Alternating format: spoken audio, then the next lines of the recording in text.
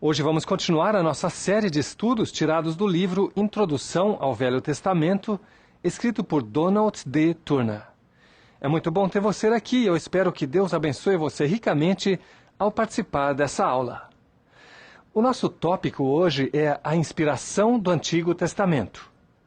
O Senhor Jesus Cristo disse em Mateus 22, 43 e 44, Davi, pelo Espírito, chama-lhe Senhor, citando o Salmo 110, 1. Também disse em Mateus 15, 4, porque Deus ordenou, citando o Êxodo 20, 12. Portanto, é claro que Jesus Cristo sabia que o Antigo Testamento foi escrito sob inspiração de Deus. Era o próprio Deus a falar. Neste capítulo vamos estudar o método que Deus usou para proporcionar-nos o conhecimento de sua vontade em forma escrita. Afirmações bíblicas. Desde o primeiro versículo em Gênesis 1:1 até o último livro em Malaquias 4:6, o Antigo Testamento apresenta a verdade em forma afirmativa e positiva. Nunca lança qualquer dúvida a respeito de suas próprias declarações, visto que teve sua origem em Deus e que escreve aquilo que Deus mesmo quer que seja escrito. Quando Deus chamou Moisés para sua grande obra, lhe disse, Eu serei com a tua boca e com a dele, e vos ensinarei o que deveis fazer. Êxodo 4, 12 e 15. E em Êxodo 21 lemos, Então falou Deus todas estas palavras. Em Levítico capítulo 1, verso 1 lemos, Chamou o Senhor a Moisés e, da tenda da congregação, lhe disse. 20 dos 27 capítulos de Levítico começam com a expressão Disse mais o Senhor a Moisés. Em Levítico 7, essa expressão é repetida nos versículos 22 e 28, e no resumo do capítulo, nos versículos 37 e 38, se lê Esta é a lei que o Senhor ordenou a Moisés. Números 1:1 contém a mesma expressão, Falou o Senhor a Moisés, que é repetida por muitas vezes naquele livro. Deuteronômio 1:1 diz que Moisés falou a todo Israel, e no versículo 6 temos o início de seu discurso com as palavras O Senhor nosso Deus nos falou. Em Josué, capítulo 1, verso 1, encontramos Sucedeu depois da morte de Moisés, o servo do Senhor, que este falou a Josué, dizendo. Em Juízes 1:2, respondeu o Senhor. Quanto aos profetas, examine Isaías 1, 2 e 10, Jeremias 1, 6 a 9, Ezequiel 1, 3, Oséias 1, 1, Joel 1, 1 e etc. Por 20 vezes, Isaías declara que seus escritos são as palavras do Senhor. Jeremias repete quase 100 vezes a expressão Assim diz o Senhor, ou palavras semelhantes, enquanto que Ezequiel diz cerca de 60 vezes que o que escrevia fazia-o por revelação do Senhor. Jeremias, capítulo 29, diz 15 vezes que Deus falou. No capítulo 30, essa declaração aparece 11 vezes, e no capítulo 31, 20 vezes. Devemos acrescentar aqui as afirmações do Novo Testamento em referência ao Antigo Testamento. No capítulo sobre a autoridade divina do Antigo Testamento, incluímos muitas passagens e referências que provam que Cristo e os apóstolos consideravam o Antigo Testamento como palavra de Deus. Mas queremos repetir aqui mais alguns exemplos. Jeremias 31, 31 a 34, comparado com Hebreus 8, 8 a 12. Joel 2, 28 a 32, com Atos 2, 16 a 21. Êxodo 20, 12 e 21, 17, com Mateus 15, 4, e assim por diante. Além dessas referências, o Novo Testamento chama o Antigo Testamento de a Escritura, ou as Escrituras, cerca de 49 vezes. E a expressão equivalente, está escrito, é usada cerca de 73 vezes. Há mais de 300 citações, referências distintas no Novo Testamento, e isso sem incluir a unidade e o desenvolvimento de suas doutrinas, etc. Portanto, é verdade que a Bíblia, em particular o Antigo Testamento, afirma que é a palavra do único Deus, Criador dos céus e da terra. É sua revelação autoritativa e é verdade absoluta. A Bíblia exige de todos os homens a consideração e a obediência devidas à palavra de Deus, inspirada e infalível. Ponto B. Desenvolvimento da doutrina da inspiração das Escrituras. No próprio Antigo Testamento há alguns ensinos a respeito do fato da inspiração das Escrituras Sagradas. Davi, o rei profeta, estando já nos últimos dias de sua vida, ocasião em que os homens geralmente usam de especial cuidado para dizer a pura verdade, declarou: são estas as últimas palavras de Davi, palavra de Davi, filho de Jessé, palavra do homem que foi exaltado, do ungido do Deus de Jacó, do maravilhoso salmista de Israel. O Espírito do Senhor fala por meu intermédio, e a sua palavra está na minha língua. Disse o Deus de Israel, e a rocha de Israel a mim me falou. Aquele que domina com justiça sobre os homens, que domina no temor de Deus, é como a luz da manhã quando sai o sol, como manhã sem nuvens, cujo esplendor, depois da chuva, faz brotar da terra a erva. Segundo Samuel 23, 1-4. O versículo 2 por si só prova o que dissemos. A Bíblia é Deus falando por meio do Espírito Santo aos homens, por intermédio dos homens. E suas palavras estiveram na língua do salmista, não seus pensamentos em sua cabeça. As palavras da Bíblia são inspiradas. Em Neemias 9:30 também lemos o seguinte: no entanto, os aturaste por muitos anos e testemunhaste contra eles por teu Espírito, por intermédio dos teus profetas.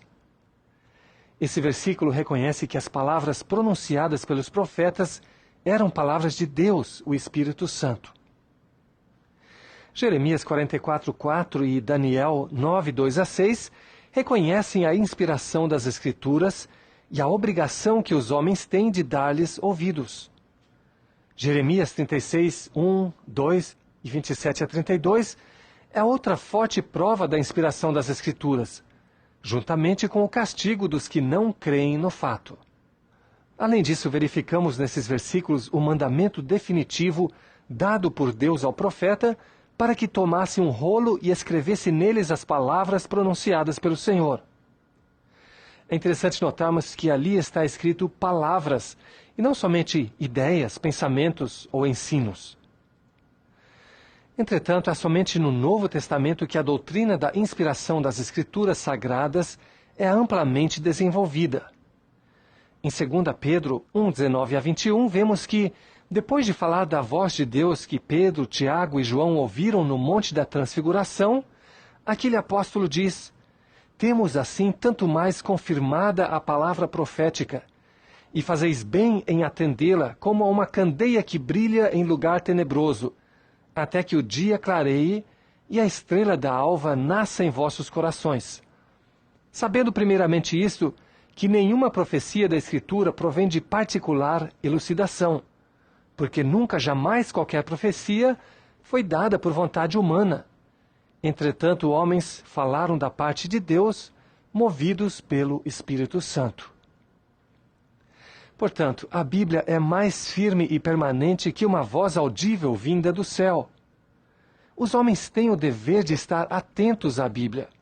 Ela é uma luz para os homens que vivem nas trevas. Fala-nos de um dia quando haverá luz para o mundo inteiro.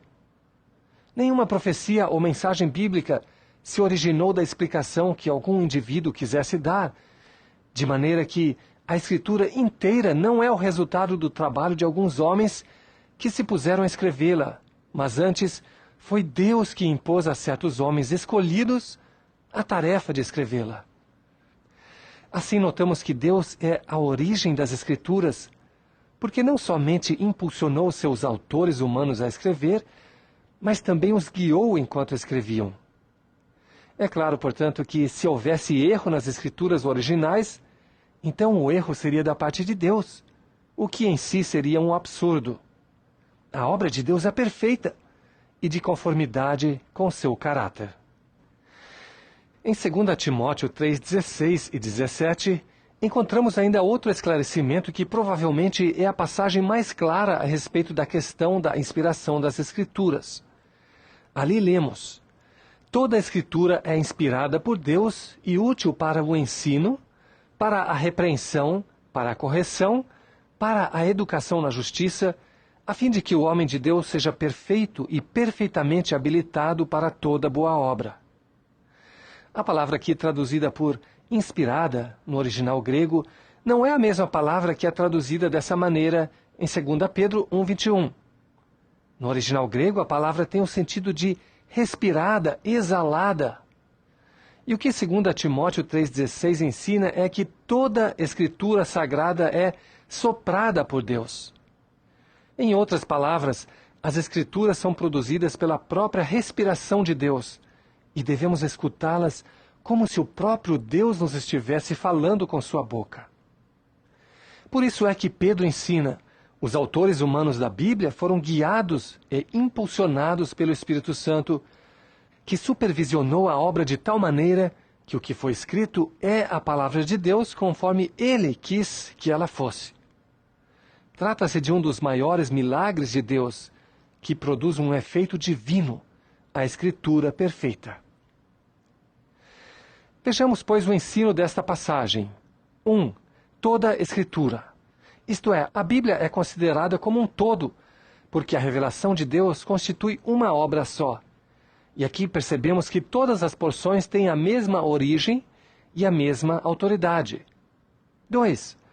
É inspirada por Deus, o que nos fornece sua origem e método pelo qual a Bíblia foi feita palavra divina.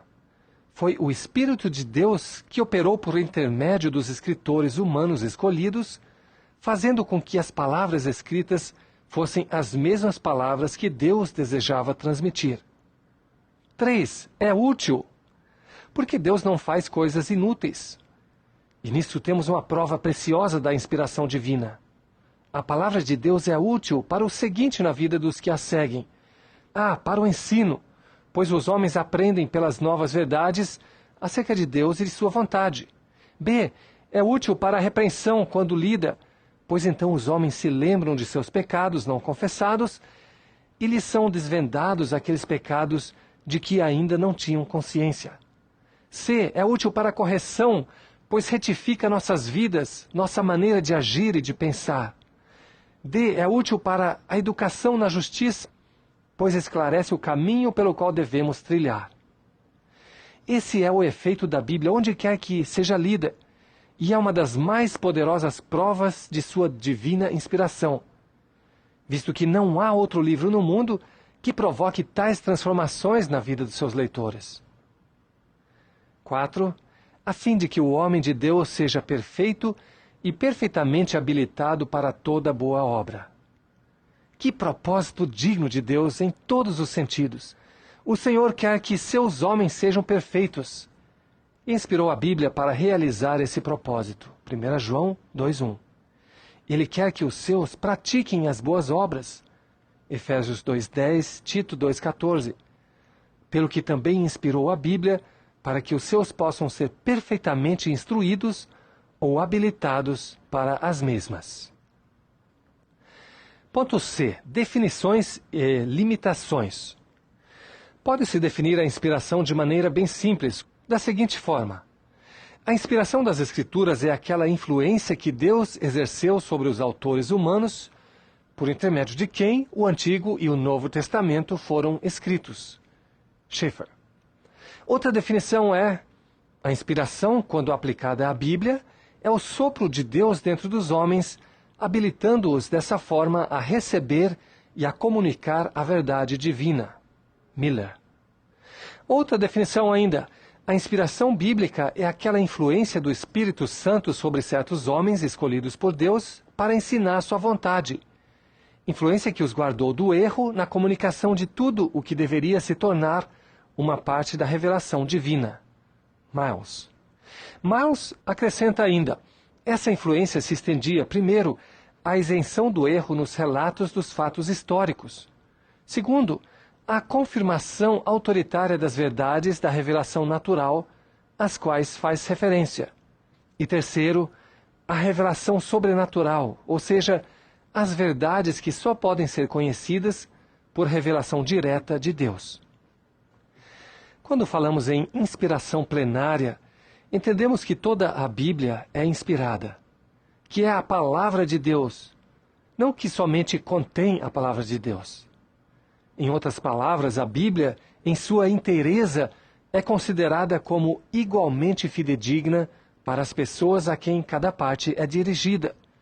E toda a escritura original foi inspirada por Deus, sem exceção de uma só palavra.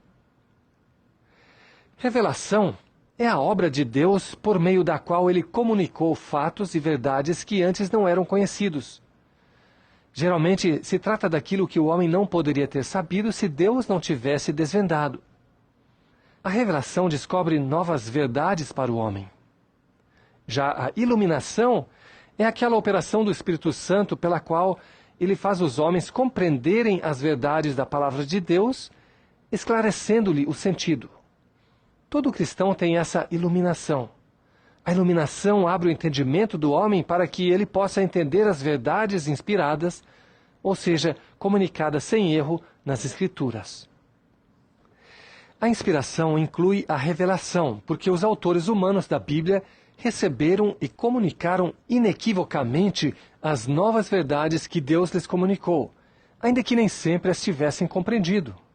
1 Pedro 1, 10 a 12. Ou seja, havia revelação e inspiração, mas não iluminação. Devemos fazer a distinção entre essas três coisas diferentes.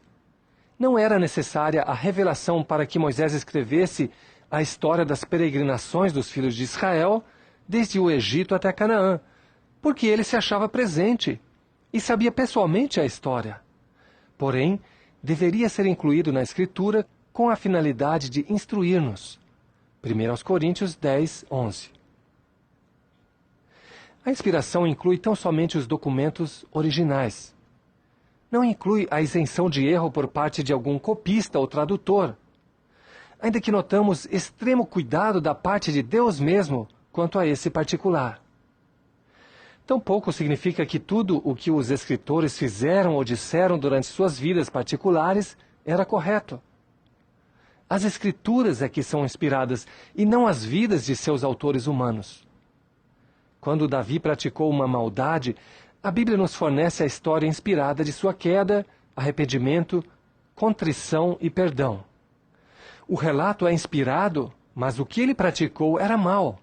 Além disso, Deus não aprova todos os fatos relatados ou todas as palavras pronunciadas nas histórias bíblicas. Por exemplo, quando lemos palavras ditas por Satanás, que são mentirosas, devemos reconhecer que o registro é verídico e que Deus quis que soubéssemos a mentira dita pelo diabo. Porém, Deus sempre mostra que Satanás não disse a verdade, como em Jó, por exemplo. Ponto D. Falsas teorias sobre a inspiração. Há diversas teorias errôneas a respeito da inspiração da Bíblia.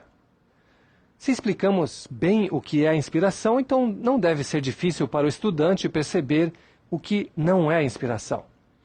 Quero dar agora algumas das teorias falsas sobre a inspiração. Primeiro, a falsa teoria de que as ideias foram inspiradas, mas não as palavras. Essa teoria sustenta que Deus revelou novas verdades e inspirou ideias divinas nas mentes dos escritores. Porém, permitiu-lhes expressar essas ideias em suas próprias palavras, de modo que temos que passar por cima dos erros nas palavras e crer somente nas ideias expressas na Bíblia. Essa teoria supõe que o Deus infalível entregou sua verdade infalível a homens falíveis para escrevê-las como melhor lhes parecesse, pelo que o Deus que não erra é o autor de um livro sem falha nem erros. Essa teoria não é verdadeira inspiração. Seria a mesma coisa que dizer que os escritores usaram uma inspiração natural, como a dos poetas, por exemplo. Não há a menor autoridade nem apoio para tal conceito na Bíblia. Aqui tem uma outra teoria falsa sobre a inspiração.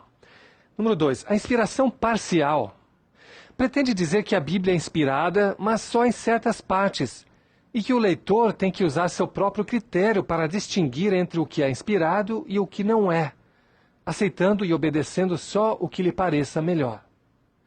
É claro que tal teoria nos deixaria sem uma Bíblia autoritativa, e nos daria um conceito sobre Deus bem distante da verdade. Deus ensina que toda a Escritura é inspirada, 2 Timóteo 3, 16 e 17, e não nos enganou ao ensinar assim.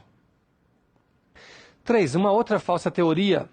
No outro extremo, há os que sustentam a falsa teoria da inspiração ditada. Esses querem dizer que os autores eram tão somente como umas máquinas. Deus ditava as palavras e eles escreviam maquinalmente, sem usar seu próprio cérebro em ocasião alguma. Essa teoria às vezes também é chamada de mecânica. Não podemos sustentar tal teoria porque ela não tem fundamento. Se fosse verdadeira, então toda a Bíblia, em todas as suas porções, não importando quem fosse o escritor, nem a época em que foi escrita, teria sempre o mesmo estilo literário e o mesmo vocabulário.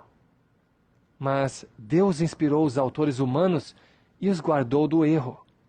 Não obstante, empregou suas mentes e talentos individuais, pelo que não temos um livro monótono quanto ao estilo, mas vemos as características particulares de cada um dos seus escritores e o Espírito Santo superintendendo tudo para produzir um livro divino, isento de erro ou engano.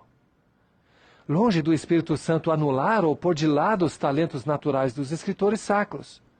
Usou-os para o seu propósito, tal como é a sua maneira de agir até hoje em toda a obra espiritual. Ponto E. Objeções. Muitos são os críticos da Bíblia que se opõem à doutrina da inspiração plenária e verbal, porque, se puderem derrubar essa verdade, consequentemente toda a Bíblia perderá sua autoridade. Miles divide as objeções dos críticos em 3 classes principais: científicas, históricas e morais. São somente as teorias dos cientistas que estão em desacordo com a Bíblia, e não as verdades comprovadas pela ciência. Os que falam com tanta pretensão de sabedoria da unânime opinião da ciência falam de uma ficção, sendo que não existe tal opinião unânime. Falaremos mais a esse respeito no próximo capítulo. Como história, a Bíblia, com o passar dos anos, vem sendo cada vez mais respeitada. A arqueologia, ou seja, a ciência que trata das coisas antigas, escavando nos lugares bíblicos da antiguidade, está constantemente descobrindo pontos de apoio aos dados históricos fornecidos pelas Escrituras. No princípio do século XX, os críticos afirmavam que Moisés não poderia ter escrito o Pentateuco porque naquela época ninguém sabia escrever ainda. Mas quando foram descobertas as pedras contendo a lei de Hammurabi, de 500 anos antes de Moisés, mudaram de ideia e disseram que Moisés copiou suas leis do Código de Hammurabi. Contudo, nunca se aventuraram a explicar o conhecimento que Moisés tinha do Deus único, Criador do céu e da terra. As descobertas feitas nas escavações têm comprovado de tal maneira os informes dados pela Bíblia que não têm força as críticas feitas a ela na parte histórica. As objeções morais são todas respondidas pela interpretação correta das passagens e por uma consideração de todas as circunstâncias relacionadas com os fatos. Citaremos algumas passagens discutíveis, como, por exemplo, da necessidade de esquadrinharmos melhor a palavra de Deus. Em Êxodo 13, 5, 23, 23, 33, 2, etc., Deus disse a Israel que lhes daria a terra dos amorreus e de outras nações, destruindo aqueles habitantes diante dos israelitas. Objeta-se que isto é uma crueldade, uma arbitrariedade e uma injustiça. Examinando-se um pouco mais a primeira referência dada acima, percebe-se que Deus, há muito tempo antes, havia prometido a mesma coisa a Abraão. Gênesis 15, 18 a 21. Porém, no versículo 16 de Gênesis 15, encontramos a chave que nos leva à compreensão dos pensamentos de Deus. O Senhor disse a Abraão que sua semente desceria ao Egito, mas que no 4º século depois voltaria à Palestina, e Deus então lhes daria a terra. Não o fez naquela mesma ocasião, porque, segundo Deus mesmo explicou, não se encheu ainda a medida de iniquidade. Um ponto na vida das nações e dos indivíduos em que se pode dizer que perderam o direito de viver. Os amorreus chegaram a ficar tão idólatras e iníquos que só criavam filhos para a perdição. E eram um perigo de contaminação às nações vizinhas, pelo que foi para impedir a propagação e continuação da maldade que Deus resolveu extinguir aquele povo. Como se um pai tivesse matado uma serpente que estivesse a morder o seu filho. Deus não destruiu os amorreus enquanto havia a menor esperança de que melhorassem ou se arrependessem. Os chamados salmos imprecatórios são chamados de baixos, cruéis, frutos das paixões humanas mais infames, como, por exemplo, o Salmo 58:6 e 109:10, e especialmente o Salmo 137:8 e 9, que diz: Filha de Babilônia, que hás de ser destruída, feliz aquele que te der o pago do mal que nos fizeste, feliz aquele que pegar teus filhos e esmagá-los contra a pedra. Respondemos que a lei espiritual de Gálatas 6:7 entra em cena aqui. Aquilo que o homem semear, isso também ceifará. Além de relembrarmos o estudante que a Babilônia há de ser destruída, conforme está profetizado. A Babilônia tem sido a sede da maior idolatria, inimiga do povo de Deus por séculos e séculos. E há muitas outras considerações que a tornam merecedora do castigo divino. Veja Apocalipse 18:5, 6 e 20 e Isaías 13, 16 a 18. Sobre as supostas contradições da Bíblia, citaremos um exemplo em Números 25:9, onde lemos: Os que morreram da praga foram 24.000. Enquanto que em 1 Coríntios 10:8, o apóstolo Paulo disse: E não pratiquemos imoralidade, como alguns deles o fizeram, e caíram num só dia 23.000. Entretanto, Moisés diz que em toda a praga, ou castigo, morreram 24.000 indivíduos, enquanto que Paulo dá o número dos que morreram num só dia. Os restantes 1.000 morreram em dias anteriores ou posteriores ao qual Paulo se refere. No estudo dos diversos livros, vamos citar mais problemas desse tipo e suas respectivas soluções. Esses exemplos devem ser suficientes para nos fazer saber que a própria Bíblia contém a resposta para as dificuldades que os homens apresentam, porque ela é a mensagem inspirada por Deus para nós, os homens. Resta-nos apenas mais uma coisa para considerar neste tópico. Prometemos falar dos livros apócrifos e da inspiração.